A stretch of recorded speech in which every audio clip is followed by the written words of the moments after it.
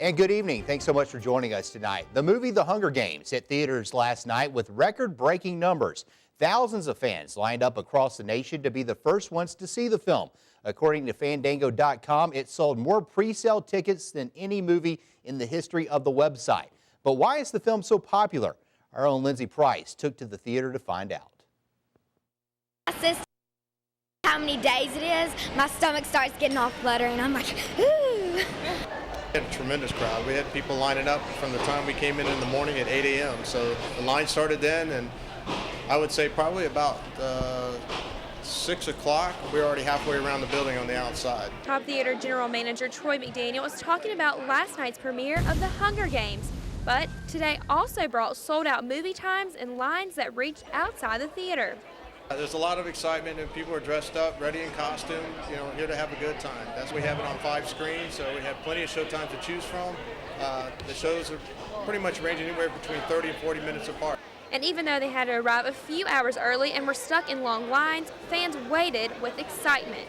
I read every single one of the books, and so I'm just really excited about it. It was just really interesting, and I just couldn't put it down because it kept building up to getting better and better and better, so I couldn't put it down. My mom told me that everyone would like it no matter what they like, and I didn't believe her, and then when I actually started reading it I was like, oh, this is good, and so I just kept reading it and it was so good and I couldn't put it down. And one mom says she believes the message one of the main characters tries to prove is a good one. She does, but she does it because she's wanting to survive, but she's wanting things to change. She doesn't want the government to be in control like they are. So, it's got a good message, I think. Alabama's. All right, an author of the book, Suzanne Collins, has ties to Alabama. She attended high school in the state. The movie is expected to make over $130 million this weekend alone. And if the movies are not your cup of tea, there are plenty of other things to keep you occupied this weekend. Everything from riding bikes to taking in the arts. WVUA Tommy Townsend helps plan out your weekend. Tour de Tuscaloosa is gearing up for Saturday, and organizers are looking forward to the fun. I think with the weather, the arts festival, and the beautiful nature of the downtown area, the revitalization that's going on, I think it would be a great weekend spent down. The race is open to riders of all skill levels. Beginning racers, people that have never done a single bike race before ever racing, and all the way up to seasoned professionals, people who've been racing for 15, even maybe 20 years. Tomorrow is also the Druid City Art Festival, and volunteers spent today making last-minute preparations. Right now, Government Plaza is covered with hundreds of these tiny little flags, but come tomorrow, it'll be covered with the hustle and bustle of all the artists. We're going to be selling things, they're going to be doing hands-on crafts and activities, just a variety of different things, from photography to jewelry making to even someone that does flint making. Bounce houses, some children's rides. We've got vendors set up. We have Benny's Hot Dogs, Bama Dining, Spoon Fed Grill, and Brothers Streets Eats. Organizers are happy about having both events so close to each other and on the same day. The collaboration has been fantastic, and I think it'll bring a variety of people to both events. For WVUA, I'm Tommy Townsend. And going back to the Tour de Tuscaloosa, you can see the road closings here on your screen. They are 4th and 23rd Street, 4th Street, University Boulevard, west from 22nd to Greensboro, Jack Warner Parkway, Greensboro past the train trestle, and 28th from Jack Warner to Capitol Park. Well, with all the things to do this weekend, is the weather going to cooperate? With first look at Alabama's home team forecast, here's Chief Meteorologist Richard Scott. Hey, Richard.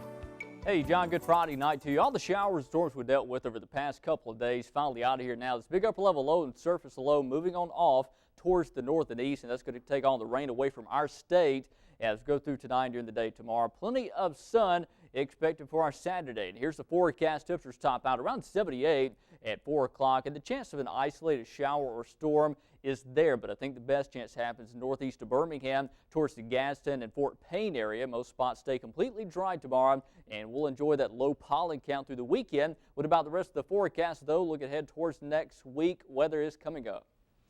All right, Rich, you're seeing in a little bit. A leading company plans to make Tuscaloosa County its home. Lear Corporation is partnering with Mercedes-Benz in the production of its C-Class sedans. WVUA's Taylor Sanders with a closer look. Lear Corporation Executive Vice President Ray Scott says there's something about West Alabama that's hard for business owners to ignore. We've opened plants around the world, and I've never, ever experienced this type of hospitality. The people of Tuscaloosa County and working closely with the different constituents that we have is really, it's really special. And it's that hospitality that has earned Tuscaloosa County potentially 150 new jobs within the next 2 years. And the company that's bringing those jobs, Fortune 500 company, Lear Corporations. We're just happy to have them in this area, but it's just part of the build-up for jobs related to Mercedes, since they supply the seats for Mercedes, and of course they're an outstanding company, and we're just glad to have them. The company will provide seating and electronic systems for the Alabama-built C-Class sedans, which will be added to the production line in 2014. Lear's new facility will be located on a 30-acre site near the Mercedes plant in Vance, and Scott says he hopes to extend the site even further. We're looking at this as an opportunity to continue to grow in this region, and we're going to bring the best technology, the best innovation, the best people as we continue to move forward. Reporting in Tuscaloosa County, Taylor Sanders, WVUA News. And if you're interested in working for the manufacturing company or want more information about the company, you can check them out on the web. For a shortcut, you can go to our website, WVUATV.com, and click on numbers and links. Well, on your home team Crime Watch tonight, police need your help finding a suspect wanted in connection with a bank robbery. According to Tim Sullivan with the Northport Police Department, it happened yesterday at the VA Credit Union on McFarland Boulevard. Now, Sullivan says the robbery occurred around 2 o'clock yesterday afternoon. He says it is not uncommon for bank robberies like this one to occur during the day, and they need your help in finding the suspect. Police say the person that they are looking for is a black male about 170 pounds, between 5'10" and 6 feet tall. Police say he was armed and was wearing a mask at the time of the robbery. If you have any information, you can call Crime Stoppers. That number, 205-752-STOP.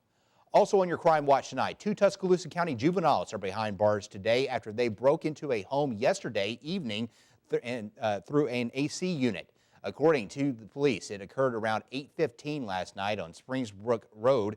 Police say the suspects entered the home by pushing the AC unit through the bedroom window and took electronics and money. Officers located the 2 suspects in the Hodo Haven neighborhood with some of the stolen items. They are being held in the Tuscaloosa Juvenile Detention Center pending a hearing. Both are only 17 years old. Well, 24 hours and 100 miles of running is one teacher's fight for a cure. Mike Bissell, a teacher at the Tuscaloosa Magnet School, is raising awareness for type 1 diabetes by running 100 consecutive miles on a treadmill. Now, Bissell was posted up outside the Athlete's Foot in Midtown. He says this is not only raises awareness for diabetes, but also helps to promote health and fitness. Bissell says it was his students who got him involved. In my room and in my school, and from there it just became a very personal journey. Different from what he and his parents have to go through, but it's still a journey nonetheless. Southeastern Diabetes Education Services will host a summer camp for type 1 diabetes this July. Well, a world-renowned pianist is lending his services and his talents to Tuscaloosa to help in Caring Days Adult Daycare. Sunday, March 25th, Randall Atchison will perform at UA's Moody Music Building. The concert is a fundraiser to help the construction of the Mal and Charlotte Moore Center. Organizers say the new center will allow them more space to help more families. Admission is free, but donations are welcome.